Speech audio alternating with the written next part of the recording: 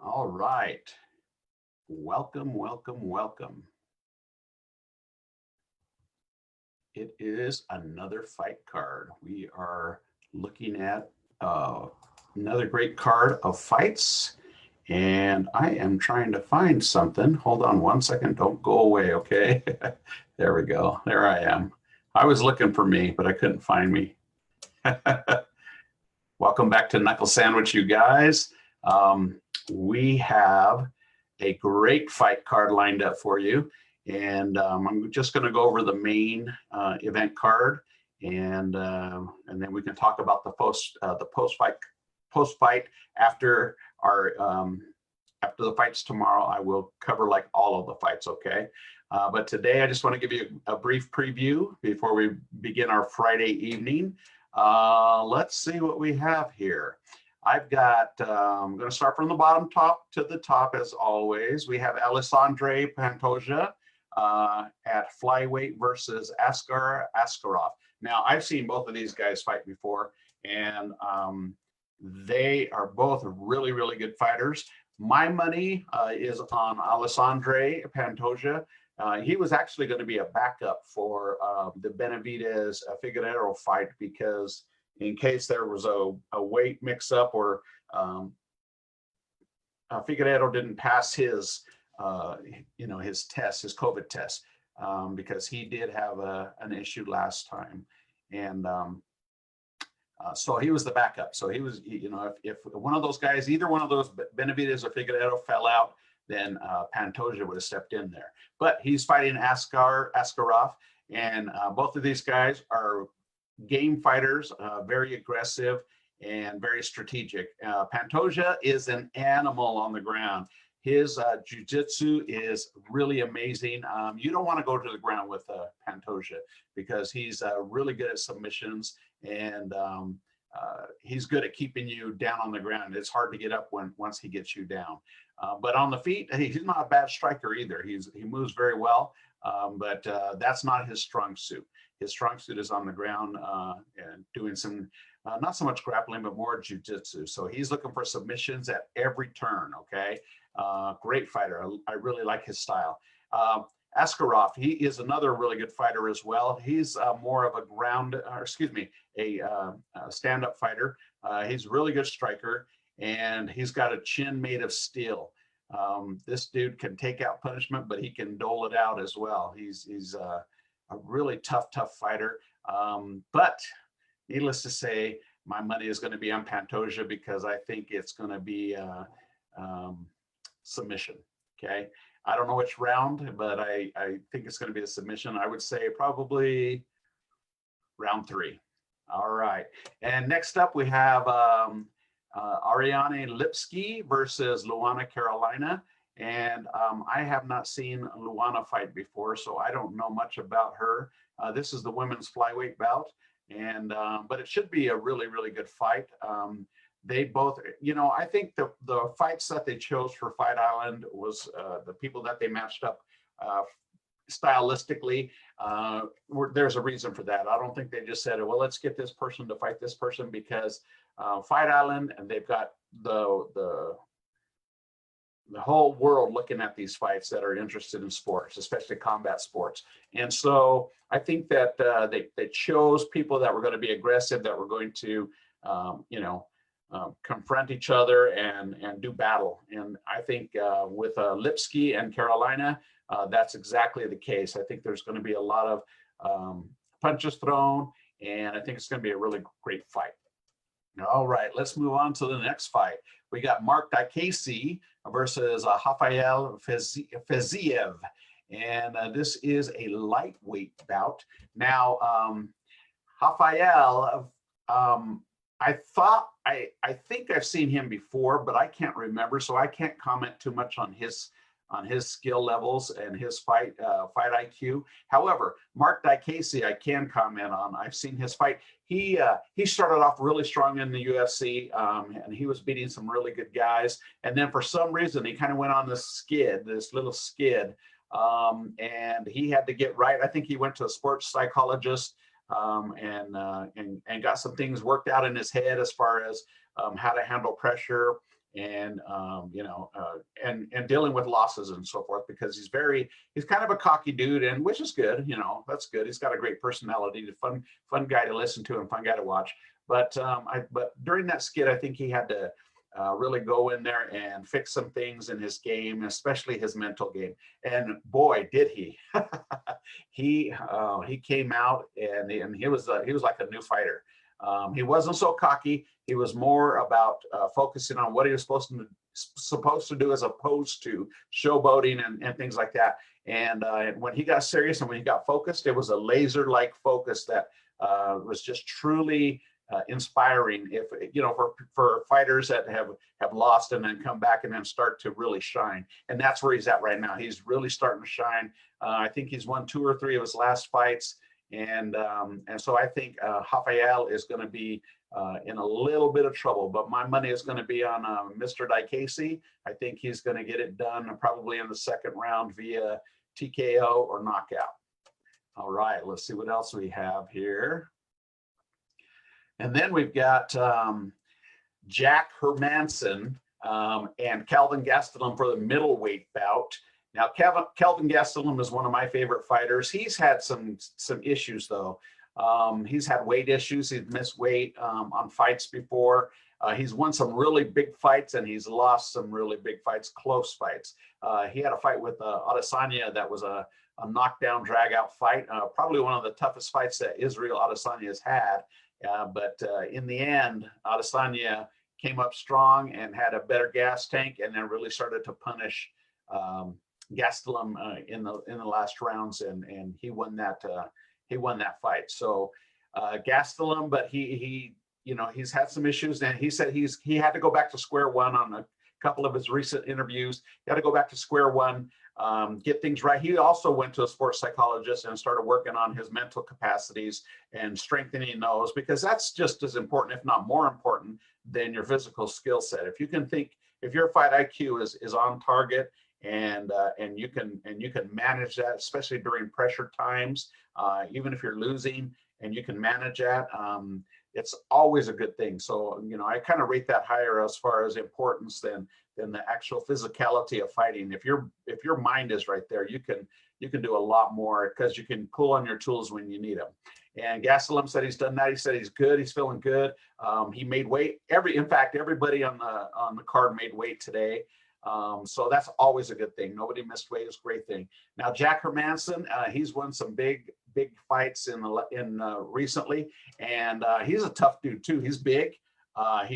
He's very strong. His power shots are pretty devastating, and I think this is going to be a good matchup. And Kelvin, I think if he can beat Hermansson, he's going to be right back into the talks, contenders, and get back on top. But if Hermansson wins, I think that's going to drop Kelvin down the rankings, and Hermansson's going to take a big leap forward. So actually, let's see. Jack is already at 6 and Kelvin is at 7. Okay, so there might not be too big of a change as far as the rankings go. But I think if Gastelum loses, he will drop. I think other people will jump in front of him. So, but I don't know about Jack moving up too much, because that's a killer's row in there. There's a lot of really good fighters and a lot of top contenders that are there. So I don't know that he might move up too much, if at all. But Gastelum, if he loses, he will drop. Okay. And for the main event, the main title, it's not a title. Well, yeah, it is a title fight. It is for the flyweight strap. So Henry Cejudo was the champ. He was Triple C. He was the champ, and he retired. He retired, so he had to give up both belts. They became available, and Figueiredo, Davison Figueiredo, and is number 1. He's the number 1 contender. And then you got Joseph Benavidas, who's the number 2. And so they're going to be fighting for this flyweight belt. And so the winner will be a champion, will be crowned a champion tomorrow night. Let me break down this fight. The first fight that they had, Figueiredo came in overweight. I can't remember how many pounds. I think it was 2 or 3 pounds, maybe 4. He was way overweight. Okay, and Benavidas decided, let's go ahead and fight.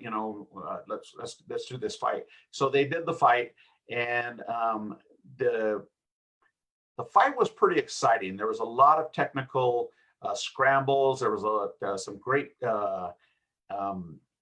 strikes going on, but I think from the striking perspective, Figueiredo was besting Benavidas. A lot of times when Benavidas goes in, he ducks his head and he starts throwing punches with his head ducked. And Figueiredo kind of just picked him apart that way, just watching, because Benavidas' head was down and throwing punches, and Figueiredo was back and he was seeing exactly what was happening. So he was able to throw pretty accurate strikes. And I think on the ground, when they would go down to wrestling, there was some really good scrambles, and it didn't stay on the ground super long. Both fighters were able to get up, and it was a really exciting fight. And then there was a clash of heads, a headbutt, which cut Benavidas pretty bad. At least the blood that was coming down was like coming down in a river. And he couldn't see. I think it was his right eye. His left eye. But there was so much blood coming down that it was just really messing up his vision. And that headbutt was so strong that it kind of almost knocked Benavidas out. So he was a little wobbly on his feet, and Figueiredo saw that, took advantage, and went in for the kill. Hit him with a nice straight shot to the face, and took him down, and then started some ground and pound, and immediately the ref stepped in because he saw all the blood, and I think he saw Benavidas' eyes roll a little bit. And when you're unconscious, or you're going to be unconscious, your eyes will they don't know where to look. They're just kind of, because the brain's not working right. Anyway, when he saw that, he jumped in, stopped the fight. Figueiredo was the winner. However, because he missed weight, he was ineligible to get the belt. Okay, and so the way that it happened, and the controversy surrounding the cut and everything, the UFC decided that the best course of action was to have a rematch between these two. Now, I was sitting and listening to Joseph Benavidas today during his media interviews, and he said, this is pretty much going to be my last shot at the title. Because he's been around for a long time. He's been around ever since the WEC days. He was a really good fighter. He's always been a good fighter. He's just never been able to crest, to reach those levels, those championship levels. He gets close. He's had a couple of title fights, but he's never been a champ. And he's getting a little bit older as well. So this is probably, I would say, his last title run. That he'll be able to do, because I don't think if he loses this that they'll give him another shot, regardless of, he'd have to fight 5 times and win 5 times in a row to even be considered. But that's a long way down the road, and I just don't know that he has that longevity for that to come back and do that. So my heart is with Benavidas, and I would love to see him get that belt. I really would, because he's put in his time, man. Blood, sweat, and tears. Work ethic is just right on, spot on. He is a great ambassador for the sport as well. He's always talking about how positive and how he encourages other young fighters to come up. But I would love to see him win it, because he's been around so long, and if he could finish out his career at least being the champ, because he's come close so many times, would be a great attribute to his legacy, and I would love to see that. However, that's my heart. My logic tells me that Figueiredo is going to come in, and he wants to put an exclamation point on his last him beating Benavidas the last time. And I think he's going to come out really, really aggressive. He wants to put him away. He wants to KO him. He wants to knock him out, so that there is no controversy, and he can put it to rest. And because you have to look at it this way too, if Figueiredo wins the belt, then all of a sudden he's got a target on his back, and everybody's going to want a piece of him. So he's coming in to make a really good showing, to say, wow, if he knocked out, let's say he knocked out Benavidas in the first round. he's going to put a stamp on that, you know, stamp it. I'm the champ. I'm the real champ. And, you know, people are going to think twice about, you know, that he's going to be a pushover. But if it's really close, you know, and he wins by a split decision or something like that, then, you know, other fighters are going to be a little more bold to challenge him and to try to take his belt. So now, the same thing goes for Benavidas, though, because they know that he's an older fighter. If he wins, what would his attitude be like? That's a question for me that I think about is what will he say? Okay, I've reached the top. There's nothing more to accomplish here. And then does he lose his next fight because he's just not, you know, so focused on it anymore? I don't know. He could be the opposite and pull a Mighty Mouse and just go on a run and win defend the belt a bunch of times. But so my heart is with Benavidas, and my logic and my money is with Figueiredo. And we'll see. I think it's going to be a great fight. I don't think it's going to go to a decision. I think somebody's getting submitted or knocked out or technical knockout in this fight. I think there's just too much on the line to chance it, to leave it into the hands of the judges. But I do want to say something, because judges have been getting a lot of flack over really bad calls, and I agree, okay, except for this last fight on Wednesday. They got it right. Whoever the judges were, they got it right, all of the scores. And I'm not saying that because they agreed with me, but I did pick like every single fight except one. And including the rounds, so you know, who won which round and the points and whether it was unanimous or whatever. But they got it right because they were in agreement with most everybody that I read on post-fight shows. So they did a good job. Hopefully we'll have the same judges or somebody likewise that is going to be a good judge of the fight and rate them accordingly. All right, guys. Well, we will get back onto it, and we will see you post-fight, a fight night in Yaz Island and Fight Island, and it's going to be a good one. Again, I got my picks, and we'll see what happens. I've been wrong before. All right, you guys. Well, thanks for watching Knuckle Sandwich. We are excited, and another great round of fights, and then I'll preview some other new cards that are coming up. That we have some great fights coming up. Gosh, we got Whitaker and Till. I mean, we got some big fights coming up. It's going to be really great end to the summer that help us get through this COVID stuff. All right, you guys have a great day, and we will see you on Sunday with the post-fight show for Benavidas versus Figueiredo. All right, have a good one, you guys.